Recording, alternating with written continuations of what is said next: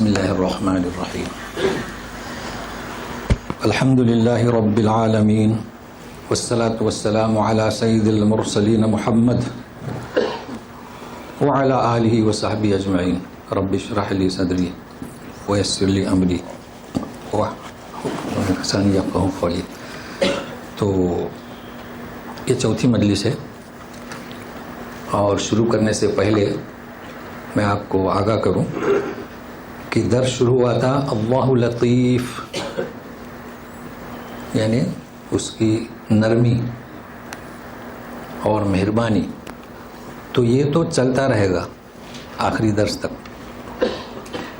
لیکن اس کے ساتھ ساتھ اب جو شروع ہو رہا ہے اس کی کچھ نشانیوں کا جلوہ، تو آپ دیکھیں گے نشانیوں کا جلوہ اور پھر اس کا لطف و کرم، اس چیز کو ذہن میں رکھیں۔ اعوذ باللہ من الشیطان الرجیم ومن آیاته خلق السماوات والأرض وما بث فيهما من دابة وهو على جمعهم إذا يشاء قدير۔ تین جملے ہمیں سمجھنا ہے۔ سب سے پہلا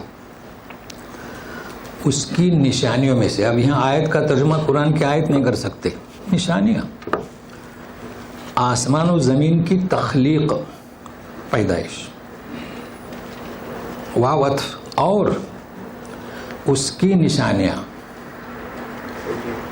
زمین و آسمان میں دابہ، جانور کا پھیلانا، جاندار کہیں، ویسے تو انسان کو بھی حیوان ہی کہا گیا ہے، لیکن حیوان ناطق تو جاندار کہیں، تو جاندار میں انسان بھی آ گیا اور حیوان بھی آ گیا۔ تو دوسری نشانی کیا؟ آسمان و زمین میں جاندار کا پھیلانا۔ تیسری، اور وہ ان کے جمع کرنے پر جب بھی چاہے قادر ہے۔ تو تین جملے، تو پہلا سنیے، زمین آسمان کی پیدائش بھی اللہ کی کاریگری کی، اس کی تخلیق کی ایک نمایاں نشانی ہے۔ کیوں؟ برسوں سے زمین و آسمان جس وقت سے اس نے پیدا کیا ہے، کوئی گڑبڑی نہیں رہا، انسان وہ تو 100 سال مرتے جاتا ہے۔ تو اکبر نشانی کون سی؟ انسان کی پیدائش سے بھی زمین و آسمان، یہ اس کے پہلے بھی ہو چکا ہے، لیکن دوسری پر غور کریں۔ بستہ کے معنی کیا؟ پھیلانا۔ سورہ نساء آیت نمبر 1، خلقکم من نفس واحدہ، یعنی آدم علیہ السلام کی جان، وہ منہا، اس کی یحوہ علیہ السلام، خلق منہا زوجہا، وہ بث، اور پھیلائے، منہما، یہاں ہے فیہما، منہما، ساری دنیا میں جو انسانی مخلوق جو پھیلی ہے، یہ کس سے؟ آدم علیہ السلام، حوا علیہ السلام۔ یہاں دیکھیے فیہما، سارے جانداروں کو کہاں پھیلایا؟ آسمانوں اور زمین میں۔ اس لیے توجہ چاہتا ہوں، زمین میں کچھ کو ہم جانتے ہیں جو مخلوق ہے، اور جاندار میں انسان ہے، 2 ٹانگ پہ چلے، 3 ٹانگ پہ چلے، 4 پہ چلے، زیادہ پہ چلے، سب آتے ہیں۔ تو سمندروں کی تہ میں، پہاڑوں میں، غابوں میں، غاروں میں ہم مخلوق کو نہیں جانتے، لیکن کچھ کو تو جانتے ہیں نا، یہ جاندار، یہ بالکل واضح ہے، یہ بھی اس کی نشانیاں ہیں۔ لیکن ہیما سے مراد کیا؟ بتائیے۔ آسمان، آسمان اور زمین نا، کس کا ذکر ہو رہا ہے؟ خلق السماوات خلق السماوات والارض، اور پھیلائے فیہما، تو کس میں؟ زمین میں اور آسمانوں میں۔ آسمانوں میں کیا پھیلایا؟ اس لیے میں چاہتا ہوں توجہ دیں۔ کون ہے آسمان میں؟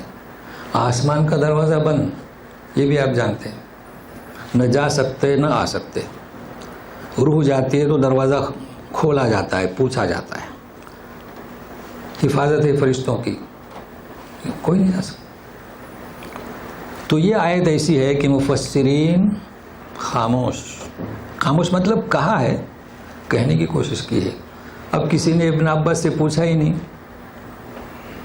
تو کسی نے کہا ہے کہ دیکھیے فرشتے اس پر محمول نہیں کیے جا سکتے، فرشتے علیحدہ مخلوق ہے، وہ تو چلتے نہیں، لیکن کہا ہے کسی نے، آپ مختلف تفاسیر پڑھیں گے، ہو سکتا ہے فرشتے مراد ہو۔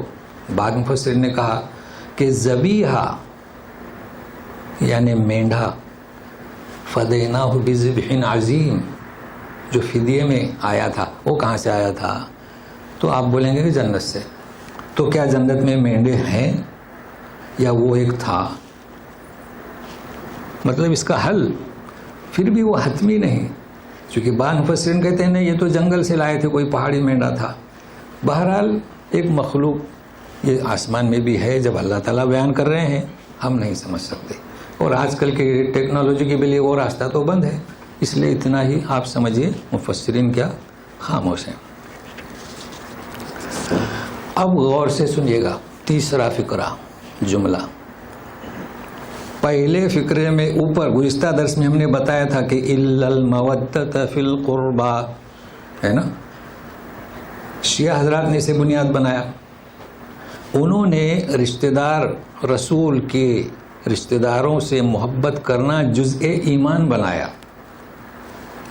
پھر اسے مختص کر دیا 5 میں، وہ بھی آپ جان چکے ہیں۔ اب یہ دوسرا فرقہ، یہ کون سا فرقہ؟ اسے کہتے ہیں کہ عقیدے والی تفسیر، یہ تو ہم بتاتے نہیں عوام کو، اس لیے کہ پھر لیکن غور سے سنیں سمجھ میں آئے گی اور آپ کو پتہ چلے گا کہ ایسی بھی تفسیر ہے۔ کیا؟ سنیے گا، ہم چاہتے ہیں، آپ نے کچھ چاہا، ہم اپنی چاہت کو قید لگا دیتے ہیں، مقید کرتے ہیں، کس کی چاہت کے ساتھ؟ اللہ کی، وما تشاؤون الا ان یشاء اللہ، ٹھیک ہے نا۔ اللہ تقدیر بناتا ہے، کس کے لیے؟ بندوں کے لیے، اللہ تقدیر کا پابند نہیں۔ یہاں یہ فرقے گمراہ ہو گئے، تو سنیے غور سے، ہم کیا کہتے ہیں کہ اللہ تعالیٰ نے یہ جتنی بھی مخلوق پھیلائی ہے، جب بھی چاہے گا تو قیامت کے دن وہ انہیں جمع کرنے پر قادر ہے، یہ مطلب اہل سنت کا، یعنی اسے کسی کی مدد کی ضرورت نہیں، اور یہ صحیح ہوا۔ مگر ان کا کیا کہنا ہے؟ نعوذ باللہ ان کے عقائد سے، انہوں نے قدرت اللہ کی اسے مقید کر دیا اللہ کی مشیت سے، یعنی کیا؟ یعنی اللہ تعالیٰ جب چاہے گا جمع کرنا تب قادر ہوگا، استغفر اللہ، ابھی قادر نہیں۔ یہ تو کوئی معمولی بات نہیں، کیسی خطا ہے؟ یعنی ہم یوں کہیں کہ آپ ٹیلر ہیں، ٹیلر کی ڈگری لینے کے بعد آپ کپڑے سینے لگے، پہلے نہیں سیتے تھے، یہ تو انسان کے ساتھ۔ گاڑی اب آپ چلا رہے ہیں، پہلے ڈرائیور نہیں تھے، لیکن اللہ تعالیٰ کے لیے ایسا نہیں کہہ سکتے، سمجھ رہے ہیں نا؟ تو یہ فرق، اس لیے ہمیشہ کتابیں آپ پڑھیں، دیکھیں، اس کے لیے ضرورت ہے تعلیمات قرآن کی، آپ جڑے رہیں گے نا تو سمجھ میں آئے گا۔ آج کل لوگ کہاں پر لگے ہوئے ہیں؟ جماعتوں کے عقائد پر لگے ہوئے ہیں، تو یہ ہے فرقے، معتزلہ، خارجیہ اور قدریہ اور جبریہ اور عبادیہ، تو یہاں پر بھی ہے، خلیج میں ہے۔ اب دوسری آیت شروع کرتے ہیں۔ دوسری آیت شروع کرنے سے پہلے آپ کو بتا دوں اللہ تبارک تعالیٰ کا لطف و کرم۔ اب آپ بھی تعجب میں ہوں گے، شروع ہو رہی آیت وَمَا أَصَابَكُم مِّن مُّصِیبَةٍ، تم پر جو مصیبت آ پڑے، ہے نا آیت، لیکن ہے کیا اس میں؟ اللہ کا لطف و کرم۔ تو سنیے گا، وَمَا أَصَابَكُم مِّن مُّصِیبَةٍ فَبِمَا كَسَبَتْ أَیْدِیکُمْ وَیَعْفُو عَن کَثِیر۔ وما اصابکم من مصیبہ، تم پر جو مصیبت آ پڑتی ہے، یا مصیبتیں کر دیں، کوئی بھی مصیبت، تو تمہارے ہاتھوں کی کمائی کے سبب۔ بعضوں نے ترجمہ کیا ہے تمہاری کرتوتوں کے سبب، عید کو چھوڑ دیا، جبکہ عید ہے نا، ہاتھوں کی جمع ہے، وہ بھی ترجمہ صحیح ہے، لیکن تحقیق نہیں، ہم ٹرو ترجمہ کرتے ہیں، تمہارے اپنے ہاتھوں کے کرتوتوں کے سبب، تو یہ مدد دے گا اس کے تدبر میں۔ تیسرا کیا ہے؟ وَیَعْفُو عَن کَثِیر، اکثر گناہ معاف کرتا ہے. تو ابھی اکثر کسے کہیں گے؟ آدھی نہیں. ایک شخص 100% غلطی کرتا ہے تو 80% اللہ معاف کرتا ہے نا, یا 2/3 معاف اور 1/3 پر گرفت. تو آپ سنیے گا مصیبت کیا, کیوں, اللہ کا لطف کیا. سنیے, اللہ تبارک تعالیٰ نے اپنے لطف و کرم سے ہر ایک کو نوازا نعمتوں سے. کوئی ساہوکار ہے, مالدار, کوئی اقتدار میں حاکم ہے, رئیس, منسٹر ہے نا. اب جب اللہ تعالیٰ نے انہیں نعمتوں سے نوازا تو ساہوکار مالدار غریبوں کو لوٹتا ہے. خطا ہوئی. اقتدار میں آنے والے کے نزدیک سامنے غریب امیر کوئی چیز نہیں ہوتی, اس کے پاس تو لٹھیا ہے اقتدار, تو عوام کو لوٹتا ہے. تو اللہ تعالیٰ کیا فرماتے ہیں؟ ایسوں پہ ہم لطف و کرم کرتے ہیں. کیا لطف و کرم؟ یعفو عن کثیر. ٹھیک ہے, اب جو بچا وہ تو ان کو گرفت میں لاتے ہیں. کیا مصیبت, کیا مصیبت ہوگی؟ مالدار کا مال ہلاک ہو جائے گا, کوئی بیماری لگے گی ایسے اقتدار والوں کو. اب یہ کیسے لطف و کرم؟ یہ بھی لطف و کرم ہے. نبی کریم صلی اللہ علیہ وسلم فرماتے ہیں, بخاری مسلم کی حدیث, ابو ہریرہ اس کے راوی, مومن کی شان, چاہے وزیر ہو, چاہے منسٹر ہو, چاہے مالدار ہو, مومن ہے کہ جب بھی کوئی اسے رنج و الم اور دکھ و درد پہنچتا ہے, کوئی مصیبت آ پڑتی ہے, اللہ تعالیٰ اس کے ذریعے اس کی خطاؤں کو معاف کرتا ہے. دیکھیں کتنی, یعنی معاف کرتا ہے نہیں, ہاں بلکہ اس کی خطاؤں کا کفارہ بنتی ہے. معاف تو کر دیا اکثر کا, اب بچی 20%. تو یہ جو خطائیں جو اس نے کیا تھا نا, تو اس کو جو بیماری دیتا ہے, مصیبت دیتا ہے, یہ اس کا کفارہ ہوتی ہے. فرق ہوا نا. معاف کرتا ہے کیا 2/3 80% جو بھی مثال لیں, اور باقی خطائیں, یعنی یہاں تک کہ کانٹا ایک معمولی چیز ہے, کانٹا بھی چبھتا ہے تو مومن کی خطا کا کفارہ. اللہ, کتنی بڑی بات ہے, بہت بڑی بات ہے. تو ہوا لطف و کرم ہے نا. آیت ہے وما اصابکم من مصیبہ, تم پر مصیبتیں آ پڑیں, یہ بھی لطف و کرم ہے. اب یہ آیت ہو گئی. اب اس میں ایک اور چیز, جیسے کہ پہلے آیت میں کسبت ایدیکم اذا یشاء یشیر, یہاں کسبت ایدیکم, یہ مسئلہ تو آپ جان چکے ہیں کہ کسبت یہاں اکتسبت ہونا چاہے تھا, مگر چونکہ مجرمین کے لیے یہ نارمل ہے, یہ نہیں بتا رہا ہوں, یہ تو آپ جان چکے ہیں نا جی. یہ کسبت ایدیکم ہاتھ سے ابتدا ہوئی, جبکہ مسلم کی حدیث, راوی ابو ہریرہ, نبی کریم صلی اللہ علیہ وسلم نے گناہ کے کام کو آنکھوں سے شروع کیا. کیا فرمایا؟ یعنی سن رہے ہیں, یہ تحقیقی مقالہ ہے, اس آیت کی روح ہے کہ آنکھ کا گناہ یہ ہے کہ شہوت کی چیزوں کو دیکھے, کان کا گناہ یہ ہے کہ شہوت کی چیزوں کو سنے, زبان کا گناہ یہ ہے کہ شہوت کی چیز کو بولے, ہاتھ کا گناہ یہ ہے کہ شہوت سے کسی چیز کو تھامے. دیکھیں شہوت سے تھامے کیا مطلب؟ کبھی نامحرم کو مصیبت پر تھامنے کی ضرورت پیش آ سکتی ہے نا, تو شہوت سے تھامے. بڑے عجیب کلمات ہیں. پیر کا گناہ, جب وہ اس برے کام کو, شہوت کے کام کو انجام دینے کے لیے چلے, تو کیا بات ہے, یہاں ہاتھ کہا گیا, اور حدیث میں کیا ہے, آنکھ سے. کیا جواب دیں گے آپ, ہے نا؟ تو سنیے گا. پہلے لوگ تو کہتے تھے کہ انسان کوئی بھی گناہ کرے, ہاتھ کو مرکزی حیثیت حاصل ہے. جیسے کہ اللہ تعالیٰ فرماتے ہیں ختم اللہ علی قلوبہم وعلی سمعہم وعلی ابصارہم, چونکہ نور ہدایت حاصل کرنے میں مرکزی حیثیت کسے ہے؟ آنکھ کو, کان کو اور دل کو, جبکہ دوسرے بھی حواس خمسہ ہیں. تو یہی چیز یہاں پر ہے. ہاتھ کو مرکزی حیثیت حاصل ہے. اچھا اس وقت سمجھنے میں بہت آسان ہے کہ بچے بھی سمجھیں گے. وہ کیسے؟ میں سمجھانا پڑتا ہے. اگر آنکھ سے کسی غلط چیز کو شہوت کو دیکھنا ہے تو انگلی کہاں دبانا پڑے گی؟ کیا کہتے ہیں اسے؟ ویڈیو ہے نا.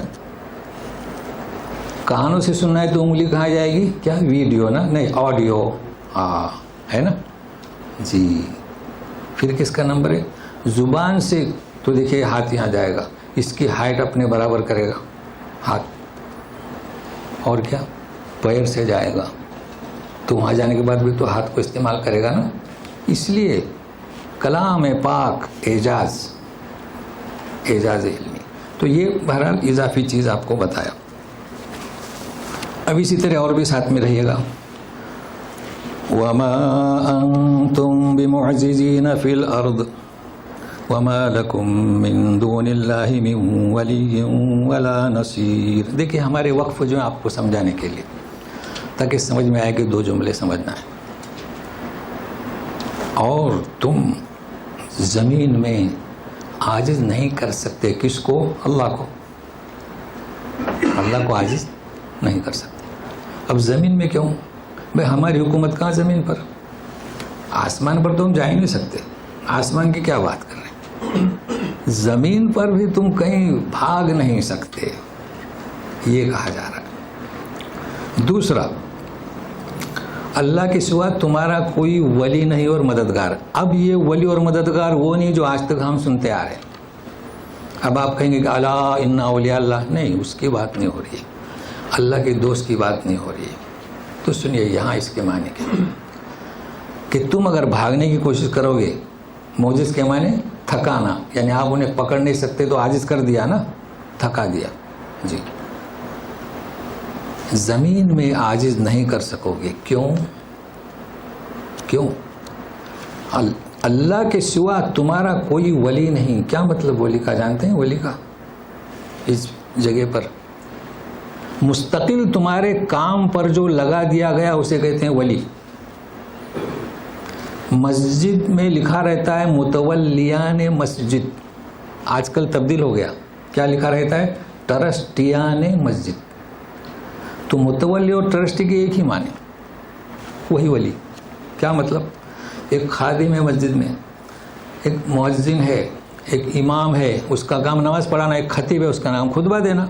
تو ان کے الگ الگ شعبے ہیں, لیکن ٹرسٹی مستقل حفاظت کرتا ہے, مستقل لگا ہوا ہے, اسے کہیں گے ولی, ہے نا. سارے ٹینشن اس کے دماغ پر. مؤذن کی تنخواہیں, صفائی اور سرکاری درباری کاغذات کون کرتا ہے؟ متولی, اسے کہتے ہیں ولی. بتائیے کہ اللہ کے سوا کوئی ہے؟ ہم اور آپ یہاں پر ہیں, کسی کے بیوی بچے یہاں جدہ میں ہیں, کسی کے ملک میں ہیں, ہم متولی ہیں؟ نہیں. مستقل ہیں. جب جائیں گے تو پوچھیں گے بیٹا کیسے ہو؟ کون متولی ہے ہمارا؟ اللہ حفاظت کر رہا ہے. اللہ تعالیٰ ہم سب کی بچوں کی جو یہاں آئے ہیں, جو سنتے ہیں, جو دیکھتے ہیں, حفاظت کریں. آمین یا رب العالمین. تو یہ فرماتے ہیں اللہ تعالیٰ, کہاں بھاگو گے؟ تمہارا مستقل ولی کون ہے؟ اللہ تبارک تعالیٰ. کیا بات ہے. نصیر, اب ہم کہیں گے کہ نصیر یعنی مددگار. ہمیشہ مددگار نہیں, ہمیشہ مددگار نہیں. سنیے, ہمارے یہاں بادشاہوں کی حکومتیں تھیں. جب ایک بادشاہ دوسرے بادشاہ پر حملہ کرتا ہے تو یہ بادشاہ تیسرے کو بلاتا ہے. وہ کیا کرتا ہے؟ خالی مدد کرتا ہے؟ نہیں, مقابل سے اس کی حفاظت کرتا ہے. تو نصیر کے معنی صرف مدد کرنے والا نہیں, نصر ینصر و مدد کرنا. نصیر, اللہ تعالیٰ تمہارے دشمنوں سے تمہاری حفاظت کرتا ہے.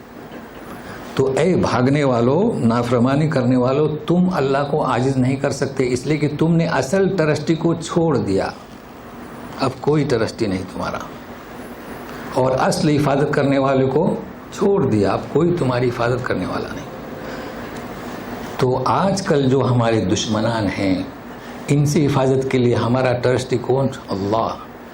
ان سے ہماری حفاظت کون کرے گا؟ اللہ. تو کیا معنی ہوئی اس کے؟ متولی اور کیا؟ نصیر. ابھی اور سنیے گا نشانیاں. وَمِنْ آيَاتِهِ الْجَوَارِ فِي الْبَحْرِ كَالْأَعْلَامِ. اور اس کی اب یہاں قدرت کے ساتھ ساتھ صنائی کاریگری، کیونکہ اب زمین آسمان کی پیدائش کا ذکر نہیں ہو رہا ہے نا، بھائی جہاز کون بناتا ہے؟ انسان. تو اب یوں کہیں گے کہ اس کی صنائی کاریگری کی نشانیاں، حالانکہ انسان بناتا ہے کشتی، مگر اللہ کی توفیق سے نا، تو اللہ کی طرف. اور اس کی نشانیاں یہ ہیں، جوار جاریہ کی جمع جہاز، فی البحر سمندر میں، کل اعلام علم پہاڑوں کی طرح. اب بعضوں نے ترجمہ کیا ہے پہاڑوں کی طرح بلند، یہ ترجمہ کس کا ہو گیا؟ سورہ رحمان آیت نمبر 24، وَلَهُ الْجَوَارِ الْمُنْشَآتُ فِي الْبَحْرِ كَالْأَعْلَامِ. تو منشآت کے معنی کیا؟ بلند. جائز ہے کیونکہ منشآت وہاں پر ہے. چلو ایک مسئلہ بتا دوں، کوئی شخص یہ سورہ پڑھ رہا ہے اور اگر اس نے کہہ دیا وَمِنْ آیَاتِهِ الْجَوَارِ الْمُنْشَآتُ، تو نماز ہوئی کہ نہیں ہوئی؟ ہوئی، اس لیے کہ منشآت ہے قرآن میں، ہے نا. اور کسی نے رحمان میں یہ پڑھ دیا تو نماز ہوئی. ایسی جگہ پر لقمہ دینے کی ضرورت نہیں، مگر اس کا ایک الگ باب ہے، امام پڑھتے پڑھتے پھسل جائے. بہرحال ایک مسئلہ بتا دیا جی.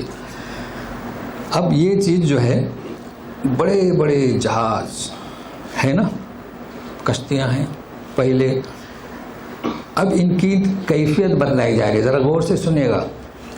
إن يشأ يسكن الريح فيظللن رواكد على ظهره إن في ذلك لآيات لكل صبار شكور. اگر اللہ چاہے تو ہوا کو روک دے. کشتیاں، یہ بڑے بڑے جہاز کیسے چلتے ہیں؟ چھوٹی ہو بڑی ہو، ہوا سے. پرانی کشتیاں دیکھی ہوں گی نا جی، پردے لگے رہتے تو بڑے بڑے. اس وقت جب قرآن نازل ہوا تو یہ ڈیزل والی مشینیں نہیں تھیں جی، ہوا سے. اور آج بھی ہوا سے چلتے ہیں، مگر انتظار کیجئے تھوڑا. تو وہ چلتی ہیں ہوا کا سمت و رخ تیز رفتار، ٹھیک ہے. اگر چاہے تو روک دے تو کیا ہوگا؟ کون روکے؟ اللہ. فَيَظْلَلْنَ رَوَاكِدْ، تو رک جائیں. ہوا نہ ہو تو گہرے سمندر کی سطح پر رک جائیں، ہے نا. دیکھیے رواکد، سورہ کہف میں آج پڑھیں گے تحسبهم ایقاظا وهم رقود، بڑا قاف، یہ کاف. تو اگر آپ نے وہاں رکود پڑھا تو معنی یہ ہو جائیں گے ٹھہرے ہوئے، تو قاف. تو رکعت کے معنی رک جائیں گے. اور رقود تم انہیں سمجھتے ہو بیدار ہے، وہ تو سوئے ہوئے ہیں، تو رکود کے معنی سونا جی. پھر آپ پوچھیں گے رکود کے معنی سونا تو نائم کے معنی کیا؟ تو نائم میں رکود میں فرق ہے. اگر آپ کو کوئی پوچھے کہ ابو ہیں تو بولنا سوئے ہوئے، راقد نہیں بولنا. راقد تو 300 سال کے لیے سوتا ہے. بہرحال یہ لغت کے اندر فرق ہے. اصحاب کہف سوئے تھے نا، وزدادو تساجی، تو خیال رکھنا. نہیں تو پھر فین بابا تو بولے نائم، یہ صحیح ہے. لیکن ابھی سنیے، ان فی ذلک لآیات، اس میں نشانیاں ہیں. لیکن پہلے آپ بتلائیے کہ یہ جو آیت ہے آج کل یہ ثابت آتی ہے کہ نہیں؟ آج کل تو انجن والے ہو گئے، ہے نا. یقین بتائیے کیجئے کہ انجن کا زور ہوا کے سامنے کچھ بھی نہیں ہے. بڑے بڑے جہاز جب طوفان آتا ہے، ہوا کو حکم ہوتا ہے تو اٹھا کر پٹک دیتے ہیں. کہاں؟ جہاں لکھا ہوا رہتا ہے کہ ڈینجر ایریا، سگنل ملتا ہے، اٹھا کے پٹک دیتا ہے. وہاں کیا ہوتا ہے؟ پتھریلے پہاڑیاں، تو پتھریلی پہاڑی نیچے سے گھس کے اس کو چیر دیتی ہے. تو بتائے آیت صادق آئی کہ نہیں؟ آیت. کوئی بھی پلین ہو، ٹرین ہو، بڑا اسٹیمر ہو، ہوا کے سامنے اس کا انجن کچھ نہیں کر سکتا. تو یہ آج بھی آیت کا کیا اعجاز ہے. اب سنیے گا، ان فی ذلک لآیات، اس میں بھی نشانیاں ہیں ہر صبر کرنے والے اور شکر کرنے والے کے لیے. کیا صبر کرنے والے کے لیے؟ دیکھیے مومن اور کافر فرق ہے. اگر یہ رک جاتا ہے، بھائی انجن والا بھی رک جاتا ہے، کیا ہوا صاحب؟ تو اور پلین میں دیکھو سگنل ملتا ہے، کبھی کبھی اترتا ہے، ہوا موافق نہیں. اب وہ کیا کرتے ہیں؟ صبر کرتے ہیں. کافر تو مجبوراً صبر کرتا ہے، کرنا ہی پڑتا ہے نا. تو کافر بھی صبر کرتا ہے، مگر شکور نہیں اس میں. اور جب چلتا ہے نارمل یا رکنے کے بعد چلتا ہے تو مومن کیا کرتا ہے؟ شکر ادا کرتا ہے. تو یہ فرق ہے. ابھی باقی ہے، او یوبقہن بما کسبوا ویعفو عن کثیر. اگر اللہ چاہے تو ڈبو دے، ہن یعنی ان بڑے بڑے جہازوں کو. بیما کسبو یعنی کیا؟ اکتسبو، جو انہوں نے خطائیں کی، ظلم کیا لوگوں پر، اس کے سبب. لیکن ایسا نہیں کرتا. کیوں؟ وَيَعْفُو عَنْ كَثِيرٍ، لطف و کرم کرتا ہے، اس لیے کہ زیادہ سے زیادہ گناہ تو معاف کر دیے نا، تو ان کو سبق دینے کے لیے جہاز کو روک دیتا ہے، ہوائیں طوفانیں، اور پھر کبھی حادثات بھی ہو جاتے ہیں. یہ کس کے لیے؟ ساری دنیا کی عبرت کے لیے.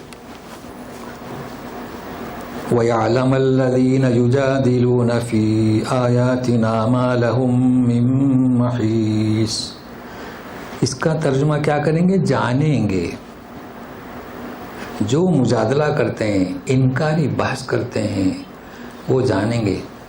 کب جانیں گے؟ اس وقت اگر انہیں طوفان میں گھیر لے ہماری ہوائیں تو اس وقت جانیں گے. کب جانیں گے؟ جب ان کا وقت آئے گا، جب قیامت واقع ہوگی تو یہ جانیں گے. مطلب جو بھی ہماری ان نعمتوں کو نہیں جانتے، اس لطف و کرم کو، ان آیات کو، اس کاریگری کو، وہ جانیں گے، ضرور جانیں گے. اور کیا جو جدال کرتے ہیں، کیا جانیں گے کہ اللہ تبارک تعالیٰ کے سوا کہیں بھی بھاگنے کی، چھٹکارے کی جگہ نہیں ہے. تو اللہ کا شکر ہے کہ ان آیات میں ایک مضمون ہوا ہمارا. اب سنیے گا، اب خاص توجہ چاہتا ہوں. فما اوتی تم سے لے کر 43 تک، جی یہ ایک مضمون ہے. اور یہ مضمون کیا ہے آپ کو کافی غور سے توجہ دینا ہے. ذرا اب اسے چالو کرتے ہیں، دیکھیں 2 منٹ کا وقفہ، یا یہ چالو کریں، سب بند ہیں، یہ بھی کریں تو کافی ہے. تو کیا کہہ رہے تھے ہم کہ یہ جو ہیں کافی ہو جائے گی. تو یہ جو فما ہوتی تم سے لے کر 43 غالباً 7 آیتیں ہوتی ہیں.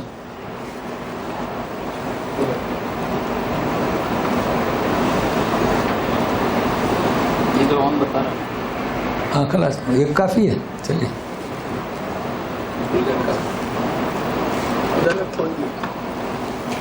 تو توجہ چاہتا ہوں کیونکہ اس میں کئی چیزیں ہیں. پہلی چیز یہ ہے کہ جو آپ جانتے ہیں کہ وما اوتیتم من العلم الا قلیلا. اب بالکل توجہ دیں کہ علم ہمیں دیا گیا کم، تو دولت بھی کم. فما اوتیتم من شیء فمتاع الحیاۃ الدنیا، ہے نا، دولت بھی کم اور فانی. تو اللہ کے نزدیک جو دولت ہے وہ کیا ہے؟ زیادہ اور پائیدار. لیکن یہ کس کے لیے؟ للذین آمنوا، ایمان والوں کے لیے. سورہ بقرہ میں صفات کون سی ہیں؟ ھدی للمتقین، متقین کی صفات. مگر یہاں کیا ہے کہ یہ جو نعمتیں ہیں یہ پائیدار، ہمیشہ رہنے والی اور کثرت نعمت ایمان والوں کے لیے، تو ان کی صفات ہیں. تو ان کی صفات میں توجہ اس لیے چاہتا ہوں، ذکر ہے ایمان کا، پھر بھروسے کا، پھر بڑے گناہوں سے بچنے کا، فواحش سے بچنے کا، اور پھر یہ کہ جب غصہ آئے تو کنٹرول کرنے کا، پھر نماز کا، پھر شورا مشورہ کا، پھر جب کوئی ان کو تکلیف دے تو ان سے بدلہ لینے کا. یہ ساری چیزیں سمجھتے ہیں. تو کتنی سمجھتے ہیں آپ؟ سنیے گا. فما اوتیتم من شیء فمتاع الحیاۃ الدنیا وما عند اللہ خیر وابقا، وما عند اللہ خیر وابقا للذین آمنوا وعلی ربہم یتوکلون. اب یہ سلسلہ چلے گا 7 آیتوں تک. تمہیں جو دیا گیا ہے، جو بھی نعمتیں، متاع کہتے ہیں فائدہ اٹھانا. دنیوی زندگی یعنی کیا؟ دنیا کی زندگی جانتے ہیں کہ چند روزہ زندگی. بعضوں نے ترجمہ کیا ہے چند روزہ، چونکہ دنیا چند روزہ ہے. تو معلوم ہوا کہ یہ فانی ہے، اور اللہ کے پاس جو ہے وہ بہتر ہے. وہ ابقا، پائیدار ہے، باقی رہنے والا ہے. تو معلوم ہوا کہ دنیا کی نعمت جو ہے وہ بہتر نہیں.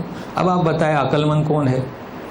جو فانی نعمت کے پیچھے لگے اور جو بہتر نہیں اس کے پیچھے لگے گا، جو لافانی ہے اس کے پیچھے. ظاہر ہے کہ جو نعمت زیادہ ہے اور جو کبھی فنا ہونے والی نہیں ہے، ابدی ہے.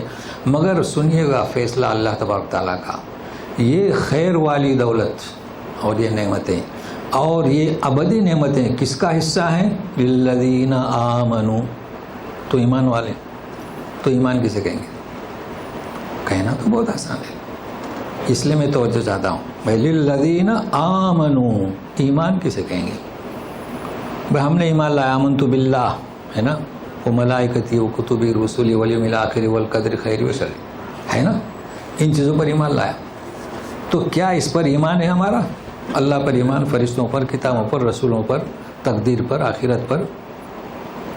اب اس ایمان میں ہم نے اگر کسی کو شریک کیا، یہ ایمان ہے؟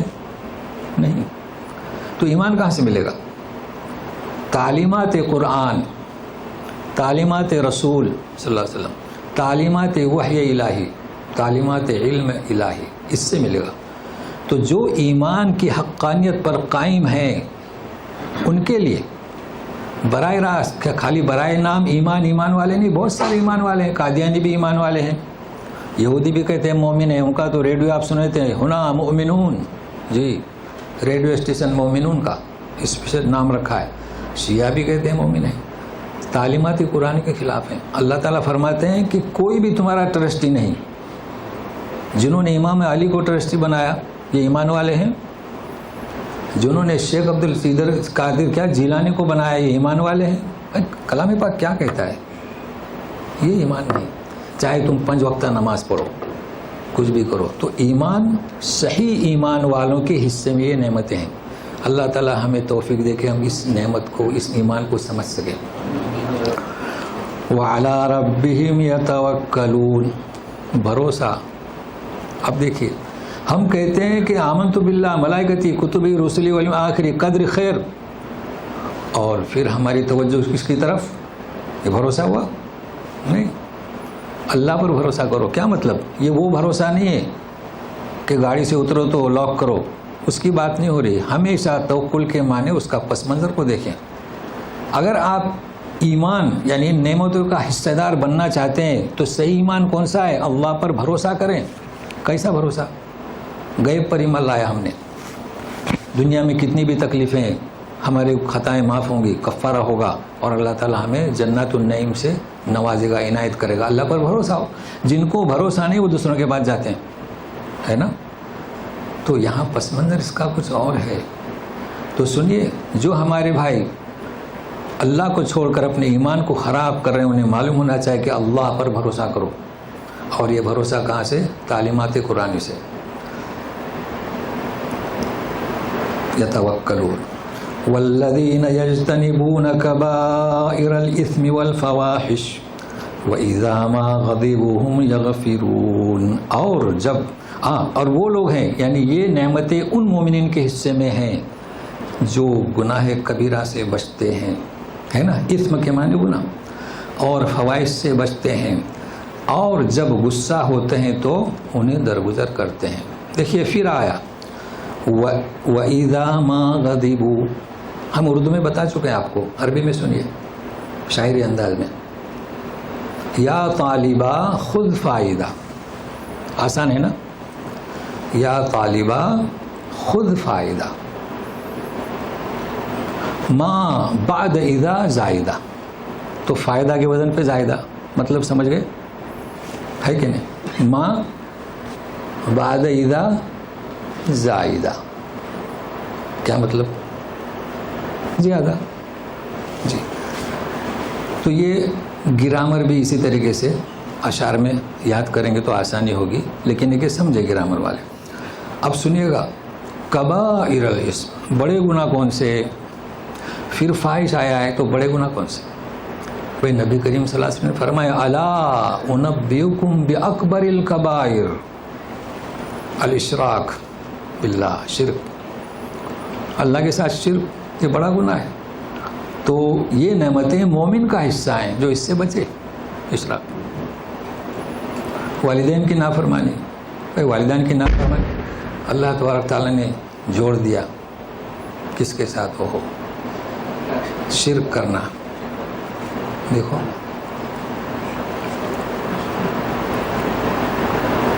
टायर फटा होगा, हाँ छोड़ दें, ये तो होता ही रहता है, बहरहाल मुतमईन रहे। तो क्या कह रहे थे हम? शिर्क, हाँ शिर्क। उसके बाद किसका नंबर है? हाँ बड़े गुनाहों की बात हो रही है, कबायर कौन से? तो सुनिएगा, शिर्क, वालिदैन की नाफरमानी, कत्ल नफ्स। बताइए, जो अल्लाह पर यकीन रखता है तो अल्लाह की तख्लीक में, अल्लाह की दी हुई रोज़ी में मुदाखलत करेगा? तो उसकी ज़िंदगी अल्लाह की दी हुई है, इसलिए इशराक बिल्लाह। चोरी, भाई अल्लाह ने उसे माल दिया, आप चोरी करते हैं, कबायर। जादू है ना, मोमिन औरतों पर तोहमत लगाना, भाई जो औरतें नेक सिफात हैं आप उन पर तोहमत लगा रहे हैं। वैसे भी किसी की तरफ इशारा नहीं करना चाहिए। अगर कोई मर्द या खातून, अगर वो लोग कह रहे हैं कि गुनहगार हैं, आपने देखा, वैसे भी खामोश रहना चाहिए। लेकिन एक मोमिनात पर आप, और कई चीज़ें हैं क्या, तो ये कबायर में से आती हैं। और जाहिर है कि ये तौबा से तो माफ़ होती हैं, इसके पहले बयान हो चुका है, इंसान तौबा करे। फ़वाहिश को आपको अगर समझना है तो देखिए, अल्लाह तबारक तआला फरमाते हैं, आयत सबों को याद है, हवाले की ज़रूरत नहीं, इन्नस्सलात तन्हा अनिल फ़हशाइ वल मुनकर, है ना, मुनकर के साथ में है। और फरमाते हैं इन्नल्लाह यामुरु बिल अदलि वल इहसान व इताइ ज़िल क़ुरबा व यनहा अनिल फ़हशाइ वल मुनकर। मतलब अल्लाह ताला किससे रोकते हैं आपको? फ़हशा और मुनकर से। नमाज किससे रोकती है आपको? फ़हशा और मुनकर से। तो जब मुनकर समझेंगे तो फ़हशा समझ में आएगा, फ़हशा समझेंगे तो मुनकर समझ में आएगा। तो हम इसे आपको बताते हैं। देखिए, फ़हश किसे कहेंगे? फ़हश उसे कहेंगे जो मंजर आम पर, पब्लिक में, भाई आप जैसे कि कोई से कोई गुनाह करता है, चोरी छुपे करता है, उसे क्या कहेंगे? एक तसबू। अब वो इसम भी हो सकता है, मासियत भी हो सकती है, ज़म भी हो सकता है, ये गुनाहों के नाम है। लेकिन ये फ़ाहिशा कब होगा? जब अलल ऐलान जाता है, जैसे कि हम नमाज के लिए जाते हैं। उसकी मिसाल क्या दो? जो हमने देखी वो बताते हैं। देखिए, रमज़ान के महीने में रोज़ा रखना जुज़े ईमान है ना, ठीक है। एक साहब रोज़ा नहीं रखते, जानबूझकर नहीं रखते, बताइए इसका कोई कफ़ारा है? आप सुन चुके हैं, इसका कोई कफ़ारा नहीं। जो शख्स जानबूझ के नमाज न पढ़े, जानबूझ के रोज़ा न रखे, इसका कोई कफ़ारा नहीं, झूठी कसम का है, कोई कफ़ारा नहीं। मगर ये शख्स, अब ये आपके यहाँ क्या सिस्टम है, हमारे यहाँ मकान के आगे एक सहन होता है, आंगन कहते हैं जिसे, तो वो आइंद रमज़ान में चटाई पर आंगन में बैठ के खाना खाए, और इसका नाम क्या? फ़हश। ये समझाने के लिए आपके यहाँ और नवीयत होगी, अल्लाह ताला हमारे नस्ल को महफूज करे। भाई आपका रोज़ा नहीं है, तो अगर आपको उज़्र भी है तो क्या करना चाहिए? बाहर रोज़ादारों की सिफात, सही है ना जी। मुनकर, एक एक मिसाल दे रहा हूँ। मुनकर किसे कहेंगे? जो उर्फ़ आम में नापसंदीदा हो, उर्फ़ आम में। क्या मतलब? समझने की कोशिश करें। उर्फ़ आम से मुराद मोमिन मुस्लिम की बात नहीं हो रही है, मोमिन मुशरिक की। देखिए, अगर हमें फैमिली बसाना है, चाहे मुस्लिम हो, हिंदू हो, बुद्ध मत हो, कोई भी हो, तो एक लड़की को मुख्तस करता है और लड़की वाले एक लड़के को मुख्तस करते हैं ना जी। और अपने अपने रिवाज के मुताबिक उनका क्या? निकाह, जिसे जोड़, एक दो बोल होते हैं बस। लेकिन अगर कोई खुद ही अपने लिए किसी लड़की को और लड़के को मुख्तस कर ले, तो बुद्ध मत वाले क्या कहेंगे? गलत, पसंद करेंगे, इसका नाम मुनकर। हम तो करेंगे, हम तो ईमान वाले, सवाल ही पैदा नहीं होता है। लेकिन मुनकर मुआशरा पसंद नहीं करता है, नापसंदीदा है, आप मुख्तस कर लें। हाँ, अब आप लोग पूछते रहते हैं, कभी ऐसा होता है कि ये अल्लाह ताला इन लोगों को हिदायत देता है, गौर से सुनिएगा, कि जब आते हैं ना यहाँ पर ये गैर मुस्लिम, तो ईमान ले आते हैं।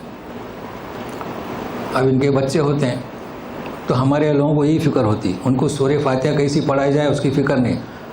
अब वो बीवी भी बाद में ईमान लाती, इन्होंने यहाँ ईमान लाए, दूसरे जगह वो भी लाए, तो उनको क्या कहते हैं? सबसे पहले निकाह की तजदीद, है ना, यही फ़िक्र रहती है हम लोगों को।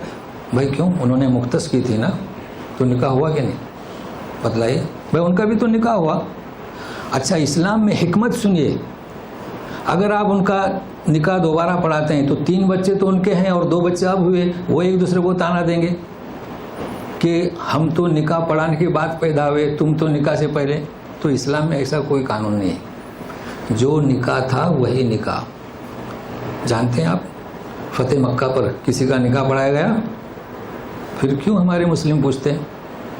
پہلی شرط یہ لگاتے ہیں. تو بہرحال ایک مسئلہ ہوتا ذہن میں رکھیے گا. تو ہم بات کہاں سے کر رہے تھے؟ منکر کی.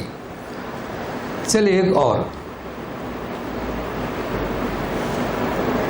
والذین یجتنبون کبائر الاثم والفواحش الا اللمم، ہے نا؟ یاد ہوگی آپ لوگوں کو آیت، سورہ نجم میں پڑھیں گے انشاءاللہ 32 نمبر میں. مگر ابھی سن لیں یہ اللمم کیا ہوتا ہے. دیکھو اللہ تعالیٰ کا لطف و کرم. تو منکر جان لیا، فاحشہ جان لیا، کبائر جان لیا، تو لمم کیا ہوتا ہے؟ اتفاق کیا، ارادہ نہیں تھا. دیکھیے ہم پلینوں میں، ٹرینوں میں، بازاروں میں جاتے ہیں نا، غیر محرم پر نظر پڑ جائے تو کیا کریں گے؟ حکم ہے اللہ کے رسول کا، مردوں کو بھی نگاہ نیچی کرنا چاہے، عورتوں کو بھی نیچے کرنا چاہے. تو آپ نے نگاہ نیچی کر لی، یہ معاف ہے. ظاہر ہے کہ نظر تو ٹکرائے گی نا. تو بازاروں میں، پلینوں میں تو جانا ہے. تو بہرحال یہ، اور سغائر تو آپ جانتے ہیں چھوٹے موٹے گناہ، وہ تو وضو نماز سے معاف ہو جاتے ہیں. بہرحال یہ نہ بھولیے کہ صفت کس کی ہے؟ ان لوگوں کی کہ نعمتیں یہ اللہ تعالیٰ کی ان ایمان والوں کا حصہ ہے. ساتھ میں رہیے گا. وَإِذَا مَا غَضِبُوا، ماں کا تو گرامر یاد ہو گیا نا جی. جب غصہ بھرتا ہے تو درگزر کرتے ہیں. دیکھیے نبی کریم صلی اللہ علیہ وسلم نے فرمایا لا تغضب لا تغضب لا تغضب مرارا، غصہ مت کرو. جس طریقے سے شراب عقل کو کھا جاتی ہے نا، تو یہ غصہ بھی عقل کو کھا جاتا ہے. اور جتنے بھی ٹرپل طلاق غصے کی حالت میں ہے نا، غصے میں 1 منٹ میں 3. بھائی کیوں غصہ کرتے ہو؟ کنٹرول کرو نا. بیٹھے تو لیٹیے، پانی پیجیے. کیوں غصہ کرتے ہیں؟ ذرا رکیے. پھر پریشان، پھر ناجائز کام اس غصے کی وجہ سے. تو غصہ جو ہے مومن بندوں کی شان نہیں ہے. اب اس کے لیے میں قصے نہیں بتاتا ہوں صحابہ کے. بھائی حضرت علی رضی اللہ تعالیٰ عنہ ایک پر قابض ہو چکے تھے، اس نے تھوک دیا منہ پر، آپ نے چھوڑ دیا. تھوک دیا جنگ کے میدان میں، تو کیا ہونا چاہیے تھا؟ سر قلم. مگر کیا فرمایا؟ میں اگر اس کا سر قلم کرتا تو اللہ کے لیے نہیں ہوتا، میرے غصے کے لیے ہوتا. اللہ، کہاں ہیں ہم لوگ؟ صحابہ کے قصے جی آج ہی ذکر کیا تھا نا یہ قصے صحابہ کرام کے. تو بہرحال یہ غصہ جو ہے آپ ہم میں سے ہر ایک شخص کو چاہے کہ کنٹرول کرے، ضبط نفس کرے. اچھا آپ سنیے، پھر کہتے ہیں کہ والذین استجابوا لربهم واقاموا الصلاة وامرهم شورى بینهم ومما رزقناهم ينفقون. ان بدیوں سے بچتے ہیں، غصے سے بھی، غصہ آئے تو درگزر کرتے ہیں، اور اپنے رب کو جواب دیتے ہیں. اب جواب دینے کا مطلب کیا؟ حکم کی تعمیل. بعضوں نے ترجمہ کیا رزلٹ تیار، کہ حکم کو سنتے ہیں. بعضوں نے کہا کہ تعمیل کرتے ہیں. تو کیا کرتے ہیں سنیے، وَأَقَامُوا الصَّلَاةَ، نماز قائم کرتے ہیں. تو نماز قائم کرنے کا مطلب وہ نہیں جو اس کے پہلے بتایا تھا. وہ تو قائم کرتے ہیں پھر رکھتے ہیں، کئی دفعے سن چکے. پر یہاں پر اللہ تبارک تعالیٰ نے یہ بدیوں سے بچنے کے بعد جو بیان کیا کہ یہ ایمان والے جن کے حصے میں نعمتیں، نماز کیا مطلب؟ تو نوٹ کر لیں. نماز ہمیشہ ایمان کے بعد کیا؟ نماز. یہ بھی آپ جانتے ہیں کہ ایمان کے بعد پہلا مظہر کیا ہے؟ نماز. یہ بھی آپ جانتے ہیں کہ ایمان کے ارکان کتنے؟ 3. اقرار باللسان، تصدیق بالقلب، اور کیا؟ عمل. اس کو بھی نوٹ کر لیں جی. تو نماز اللہ کی اطاعت کا آغاز ہے. کیا ہے؟ آغاز ہے. آپ اسلام کے دائرے میں داخل ہوئے، اب ظہر کیا نماز کا وقت ہو گیا، آپ نماز نہیں پڑھ رہے ہیں، تو آپ کی اطاعت کا آغاز کہاں ہے؟ اطاعت کا آغاز ہے. تو آغاز کریں، ورنہ پھر ایمان مومنین کیسے ہوئے؟ اللہ تعالیٰ فرماتے للذین آمنوا، تو ثبوت پیش کرے نماز. تو ہماری اطاعت کا آغاز کس سے ہوگا؟ نماز سے. وَأَمْرُهُمْ شُورَى بَيْنَهُمْ. اچھا نماز کے بعد ہمیشہ ذکر آتا ہے مخلوق خدا کا بھی حق ادا کرتے ہیں. تو وَمِمَّا رَزَقْنَاهُمْ يُنْفِقُونَ، لیکن ابھی اس کا ذکر نہیں ہو رہا ہے کیونکہ یہ سورہ مکی ہے. ہے نا, سورہ مکی ہے. تو کیا ذکر ہو رہا ہے؟ وَأَمْرُهُمْ شُورَىٰ بَيْنَهُمْ, ان کا معاملہ کن کا کہ یہ نعمتوں سے مالا مال ہوں گے جن کا حصہ ہے مومنین کا. ان کی یہ بھی صفت ہے کہ اپنے معاملات ان کے باہم کیسے مشورے سے. اب اس میں کئی چیزیں مجھے بتانا ہے. بھائی سورہ آل عمران 159 میں تو حکم ہوا تھا وَشَاوِرْهُمْ فِي الْأَمْرِ, اور یہاں اس کا ذکر ہو رہا ہے. اب اس وقت کیا بتایا گیا تھا خود ہم نہیں جانتے کیا بتایا تھا, مگر سنیے کیا سننا ہے. دیکھیے شورا یعنی کیا؟ مشورہ کرنا. تو استخارہ یعنی کیا؟ چونکہ دونوں کو نسبت ہے بات سمجھنے کے لیے, اس لیے تھوڑا سا ذکر استخارہ کا بھی, چونکہ دونوں ایک جیسے معلوم ہوتے ہیں نا. اور ویسے تو لوگوں کا عام تصور بھی یہی ہے, ہم کئی دفعے بیان کر چکے ہیں کہ استخارہ کا مطلب مشورہ کرنا نہیں. استخارہ اور استشارہ, شورا سے استشارہ. استخارہ کا مطلب کیا؟ خیر کو چاہنا. اللہم انی اسألوک کیا ہے وہ؟ بعلمک, استخیرک بعلمک, تیرے علم سے خیر. واستقدرک بقدرتک, تیری جو قدرت ہے اس سے میں طاقت چاہتا ہوں, ہے نا. تو آپ خیر چاہتے ہیں استخارہ میں, لیکن ہے نسبت ہے. دونوں کو سمجھیں گے تو سمجھ میں آئے گا کہ شورا کیا ہے, مجلس مشاورت کیا ہے. تو شورا کے معنی ہے استشار, آپ نے کسی کی رائے کو جاننے کی کوشش کی. تو اللہ کی رائے کو کیسے جانیں گے؟ اللہ ہم سے پوچھتا ہے. زمین و آسمان سے پوچھا ایتیا, چاند و سورج سے پوچھا ایتیا آؤ, جبرن و قہرا فقالتا طائعین. ہم اللہ سے کیسے پوچھیں گے؟ ہم تو مانگیں گے, ہے نا. ہاں ہم مانگیں گے. جی موسیٰ علیہ السلام نے مانگا, ارے نہیں ویسا. تو استشار کے معنی کیا؟ کسی کی رائے کو معلوم کرنا. اب یہاں کئی سوالات پیدا ہوتے ہیں, چونکہ ہمارے یہاں مشاورت, پہلی بات یہ ہے کہ کس سے رائے لینا ایک چیز. دوسری بات یہ ہے کہ وہ کتنے افراد ہونے چاہیے. تیسری بات یہ ہے کہ پھر فیصلہ کس پر دینا. ہمارے یہاں تصور یہ ہے کہ 10 آدمیوں کو ہم نے مجلس مشاورت میں لیا, اور اگر 8 آدمیوں میں ایک طرف ووٹ دیا تو وہ فیصلہ غلط. سمجھ رہے ہیں نا, یہ غلط. پارلیمنٹ میں یہ ہوتا ہے کہ کسی خاص قوم کو شہریت سے غائب کرنا ہے اس ملک سے, تو اپنے چاہنے والوں کی اکثریت لاتے ہیں, بھائی 90% ان کی ووٹ مل گیا. تو یہ تو غلط تصور ہے, یہ اسلامی تصور نہیں ہے. اس لیے لوگوں کو اس کا علم ہی نہیں ہے کہ مشاورت کسے کہتے ہیں. تو یہ چیزیں آپ کو سمجھنا ہے. تو سب سے پہلے مشاورت کے معنی یہ ہیں. دیکھیے پہلی بات, اللہ کے رسول صلی اللہ علیہ وسلم سے کہا گیا کہ آپ مشورہ کریں, جبکہ وحی نازل ہوتی تھی. تو کیوں کہا گیا؟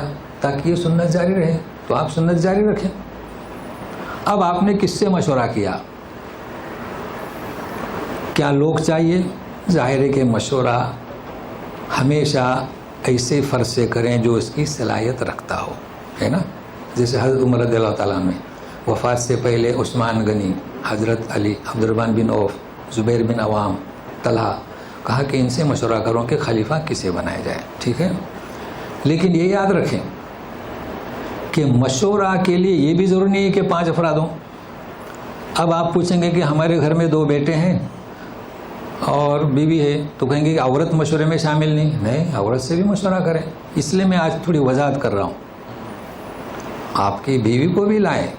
بھائی بیوی پر ظلم کیوں کر رہے ہیں؟ دلیل کے ساتھ. نبی کریم صلی اللہ علیہ وسلم جب جنگ صلح حدیبیہ, ماشاء اللہ, صلح حدیبیہ میں تھے, ٹھیک ہے نا.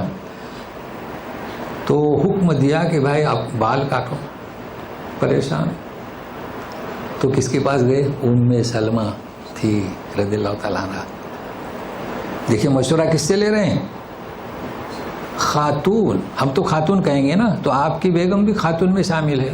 جی بچوں کی ماں ہے. جی کیا کیا جائے؟ دیکھو کیسا مشورہ دیتی ہے. اے رسول, یہ صحابہ کرام آپ کی اطاعت میں مغلوب ہیں, آپ خود ہی بال اتار دیں, سب اتاریں گے. اللہ اللہ, دیکھو ہے کس نے مشورہ دیا. اب لوگ کیا کرتے ہیں کہ کسی مشورہ کرنا ہے کہ عورت کو چل تو اندر جا, بیٹی تو اندر جا, تیرا کیا کام ہے. نہیں, آپ کی بیٹیاں انہیں بھی لائیں, چھوٹی ہو بڑی ہو سب ہو, کوئی بھی ہو, سامنے رکھیں, مشورے میں رکھیں. اچھا کوئی نہیں ہے تو ایک فرد سے بھی مشورہ لیں. جنگ خندق میں کس نے مشورہ دیا؟ سلمان فارسی نے. ایک کے مشورے پر آپ نے عمل کیا. تو معلوم ہوا کہ ووٹنگ کا سوال نہیں آتا ہے کہ کثرت نہیں، یہ غلط ہے. ایک، چونکہ انہیں تجربہ تھا. اچھا جنگ بدر میں نہیں، جنگ احد میں اکثریت کا یہ خیال تھا کہ باہر جا کے لڑا جائے، وہاں اکثریت ہو گئی، چونکہ مشورہ لیا تو پھر باہر جا کر لڑائی لی. لیکن ایک فرد جنگ خندق میں کہتا ہے کہ نہیں. کیوں بھائی؟ تو ہمیں سوچنا ہے نا کہ یہ نہیں دیکھنا ہے کہ ایک فرد ہے یا اکثریت ہے، یہ دیکھنا ہے مصلحت کیا ہے. چونکہ جنگ احد میں باہر جا کر لڑنا ہے تاکہ وہ اندر نہ آئے. اور جنگ خندق میں کیا تھا؟ اتنی بڑا لشکر، سارے قبائل جمع ہو کر آئے تھے، انہیں اندر کہاں آنے دیتے ہیں؟ خندق کھود کے ان کو بندش کر دو. تو نتیجہ کیا نکلا؟ شورا کریں گے آپ. اب جیسے کہ باپ بیٹھا ہے بہنوں اپنی بیٹیوں کو لے کر، بیٹوں کو، اور یقین مانیے آپ بچے کو چھوٹا نہ سمجھے، یہ شورا ہے. کبھی بچہ آپ کو ایسا جواب دے گا کہ ماں اور باپ بھی نہیں سمجھ سکتے، وہ بول دے گا. اب یہ فیصلہ کون کرے گا؟ باپ. چونکہ باپ دور اندیش ہے نا. لیکن جو چیز باپ کے اور ماں کے سمجھ میں نہیں آ رہی تھی وہ بچے نے پٹ سے حل کر دیا. ڈاکٹر کے سمجھ میں نہیں آ رہی تھی وہ ایسے قصے میرے پاس ہیں، لیکن میں وقت نہیں گزارنا نہیں چاہتا. ایسے قصے ہیں کہ اس کی چٹکی میں مسئلہ حل ہو گیا. ٹھیک ہے. لیکن اب سوال یہ آتا ہے کہ آپ کریں کیا؟ میں بیوی نے ایک مشورہ دیا، چھوٹے بچے نے ایک دیا، تو نبی کریم صلی اللہ علیہ وسلم کے مشورہ دیتے تھے نا لوگ. اب فیصلہ کس پر ہوگا؟ نہ اکثریت پر، نہ اقلیت پر، نہ خاتون کو دیکھیں، نہ بچے کو دیکھیں. کیا دیکھیں گے؟ دور اندیشی. بھائی مشورہ کون لے گا؟ باپ لے گا نا. تو باپ کو جو معلومات ہے وہ کسی کو نہیں، لیکن بچہ اس کے مسئلے کو حل کر دے گا یا بیوی اس کے مسئلے کو حل کر دے گی. تو مشورہ جس میں دور اندیشی اور اس میں مصلحت ہو. اب مشورہ ہم کب لیتے ہیں؟ بیٹی کو کہاں دینا، بیٹے کو کہاں دینا. کچھ چیزیں ایسی ہیں جو بیوی کو نہیں معلوم، باپ کو معلوم. سب مخالفت کر رہے ہیں کہ بیٹی کو وہاں نہ دیں، تو فیصلہ کون کرے گا؟ باپ. تو آخر میں فیصلہ کس کے مطابق ہوگا؟ قرآن اور تعلیمات حدیث. تو نتیجہ کیا نکلا؟ نتیجہ یہ نکلا کہ جو مشورہ کیا جائے گا اس کو آپ پرکھیں. کیسے پرکھیں گے؟ اس میں مصلحت ہے یا نہیں. اور آج کل جو مشورے ہوتے ہیں، ابھی ہمارے یہاں مجلس مشاورت، کیا مطلب مجلس مشاورت اور پارلیمنٹ، ان کے پاس دور اندیشی نہیں ہوتی، بد اندیشی، برائی کے لیے. اچھا مجلس مشاورت میں کیا ہے؟ وہ قرآن تعلیمات کو دیکھتے ہی نہیں. ان کا ایک مختصر کیا ہے؟ مختص شریعت ہے، یعنی مطلب بنا بھی. اب تو آپ شریعت کو سمجھتے ہیں. ان کی جو شریعت ہے ہاں وہ اس پر غور و خوض کرتے ہیں. وہ بھی اب وہاں کیا سسٹم ہے، لیکن پارلیمنٹ کا تو آپ جانتے ہیں وہاں تو اکثریت. اچھا اب اس میں ایک چیز جو سمجھانا ہے وہ یہ ہے، یہی اگر سمجھتے ہیں تو بقیہ آیت تو ہوتی رہیں گی. اب اس کی مین چیز جو میں آپ کو سمجھا رہا ہوں وہ ہے استخارہ اور مشاورت. تو اس کو سمجھیے. اور ظاہر ہے کہ آپ کو سوال ہو تو کر سکتے ہیں، وقت نہیں رہا تو آئندہ جواب دیں گے.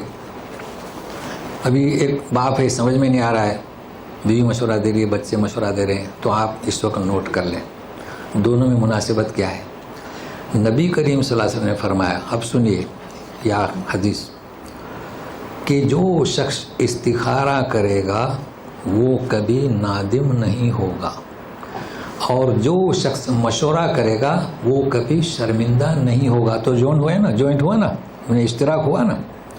اس لیے بعض لوگ استخارہ اور مشوروں کو ایک سمجھتے ہیں. ایک ہے مگر کس میں ایک ہے اور کس میں ایک نہیں، اسے سمجھے. ایک کس میں خیر میں ہے. تو میں بتاتا ہوں استخارہ کسے کہتے ہیں. استخارہ اسے کہتے ہیں کہ آپ کو کوئی کام درپیش ہے تو آپ استخارہ کریں. مشورہ کسے کہتے ہیں؟ آپ کو کوئی مہم کام درپیش ہے تو لوگوں کو جمع کریں، لوگ نہیں تو آپ کے گھر کے افراد جمع کریں. جوڑ ہوا نا اس میں. استخارہ کرتے ہیں اس میں یہ ہے کہ صلاۃ الاستخارہ، ساتھ میں رہیے میرے.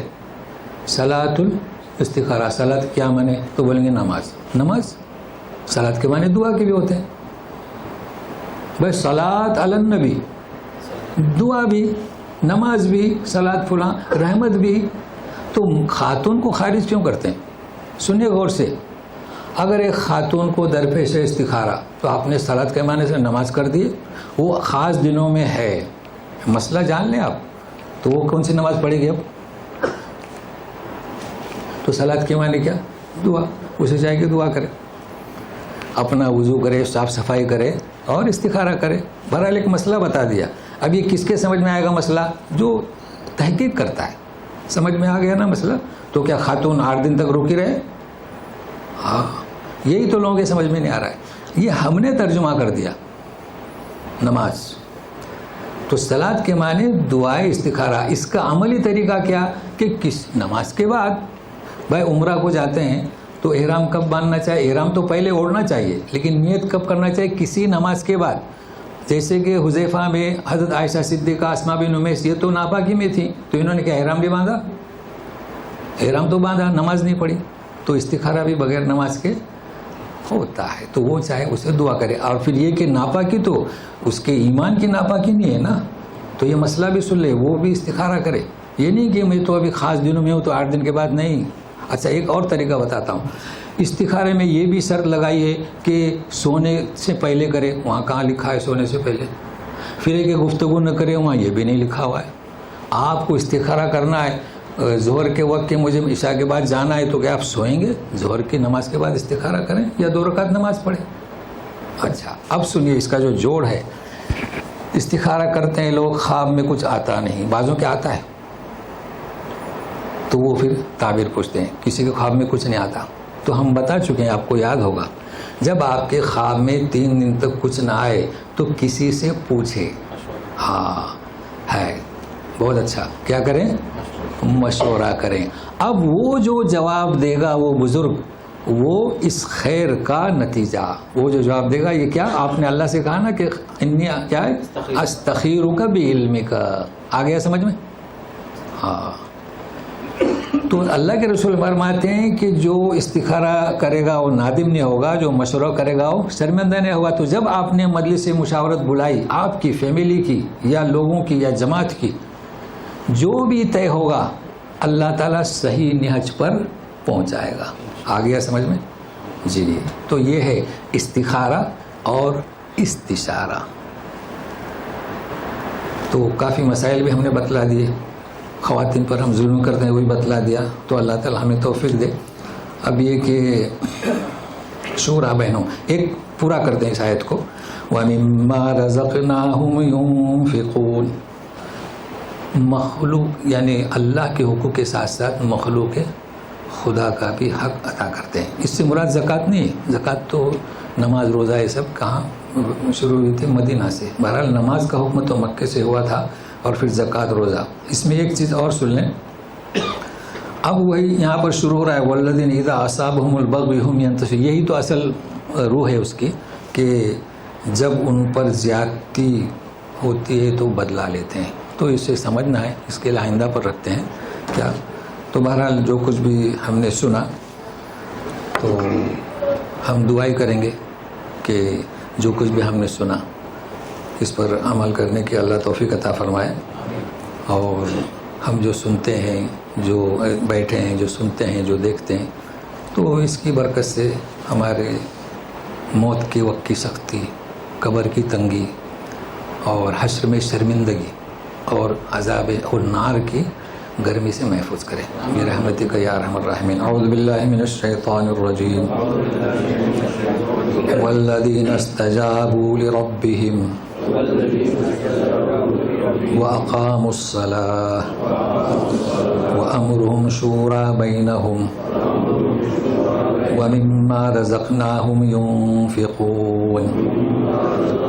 دیکھیے اس کی بقیہ آیت جو ہے نا صرف شرح ہے، معمولی شرح ہے، اصل تو مدعا آپ سمجھ گئے، اور اس کے بعد ایک رکو انشاءاللہ کوشش کریں گے۔ بہرحال آپ آج کی طرح وقت سے جلدی آئیں، کہیے سبحانک اللہم و بحمدک اشہد ان لا الہ الا انت استغفرک و اتوب الیک۔ آیت نمبر 30 میں جی آپ نے جو کمایا، یہ تو پنشمنٹ کے بارے میں بات کریں جی، اور کئی جگہ قرآن میں ہم تمہیں آزمائیں گے، جی اس میں فرق کیسا کریں گے؟ یہاں پر جو کمایا اور کیا ہے، ایک سزا کے طور پہ اور ایک آزمائش۔ آزمائیں گے۔ ہاں ہاں آزمائیں گے. دیکھیے یہ سوال تو بہت صحیح ہے ان کا. کمایا ہے نا, اور ہم آزمائیں گے, دونوں میں بہت بڑا فرق ہے, بہت بڑا فرق ہے. بھائی یہ کن کے ساتھ ہوا ہے؟ وہ ساہوکار جو لوگوں کو لوٹتے ہیں, اور وہ کیا حکمہ حاکم جو عوام کو پر ظلم کرتے ہیں. اور آزمائیں گے, دیکھیے فرق ہے. ابراہیم علیہ السلام کو بھی آزمائیں گے, ہے نا, فرق ہوا نا. موسیٰ علیہ السلام کو بھی آزمائیں گے, رسولوں کو بھی, اور اے دعوت دین دینے والے تمہیں بھی آزمائیں گے. تو آزمانا اور یہ جو خطا, اس میں بہت بڑا فرق ہے. ٹھیک ہے نا. ابھی آزمائیں گے کیوں؟ تاکہ کھڑا اور کیا کھوٹا صاف نکھر کا ہے. تو مسلمانوں کو بھی آزماتے ہیں, وَلَنَبْلُوَنَّكُمْ بِشَيْءٍ. لیکن فرق ہے, نَلَبْلُوَنَّكُمْ بِشَيْءٍ مِنَ الْخَوْفِ, یہ اس کی شرح ہے جو ہم کہہ رہے تھے نا. کبھی کبھی جہازوں کو ڈبا دیتے, لیکن ڈباتے نہیں, لیکن کبھی ڈباتے ہیں. وہ کیا ہے؟ لَنَبْلُوَنَّكُمْ. بہت اچھا, آپ سمجھ گئے نا جی. اسی لیے ہم نے 5 منٹ دیے. چلیے. اچھا, 2 اصول ہیں کہ یعنی 2 اصولوں کا جو ٹکراؤ ہوتا ہے اس میں ہم بیلنس توازن کیسے پیدا کریں گے؟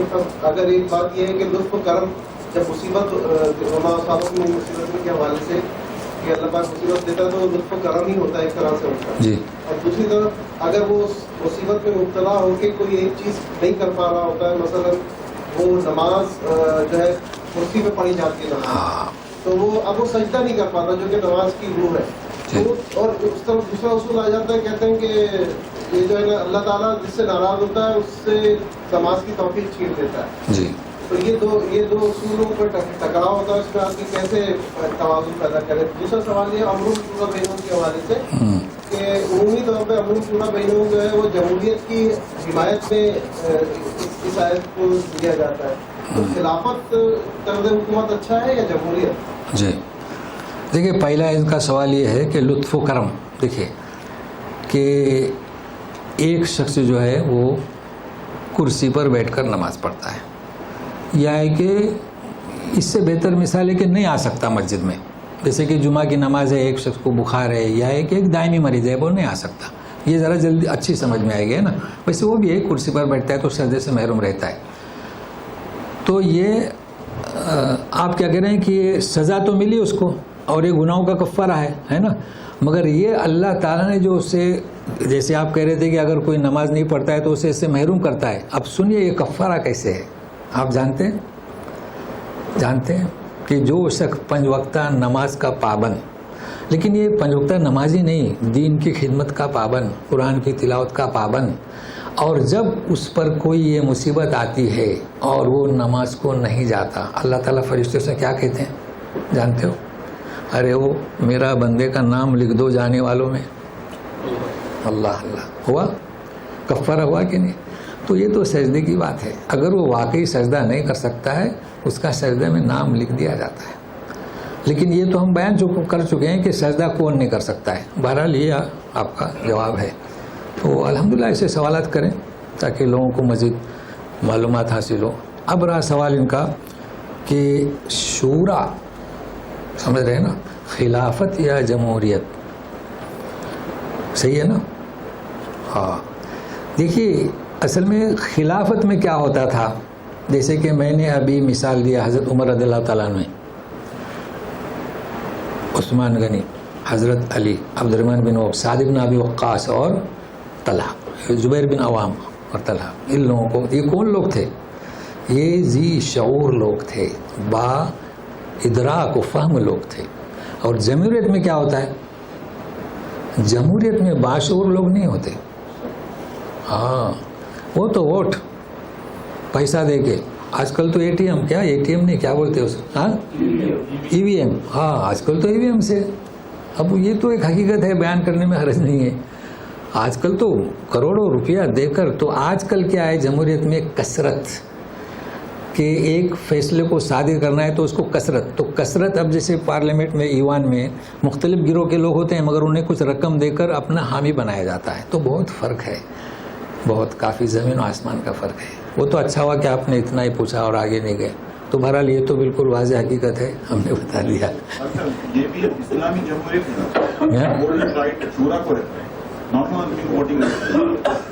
پھر سے اسلام یہ بھی جو اسلامی جمہوریت میں ہاں یہ ووٹنگ رائٹ ہے، جیسا آپ بتا کما کھڑے ہو آپ جی جی ہاں واضح مثال ہے ہاں یہ ووٹنگ رائٹ جو ہے نا اولو الباب کو ہاں اولو الارباب ہر آدمی کو نہیں ووٹنگ نہیں نہیں ہر آدمی کو نہیں بالکل صحیح چلیے یہ سفید دبائیں نا سفید ہاں ہاں ہے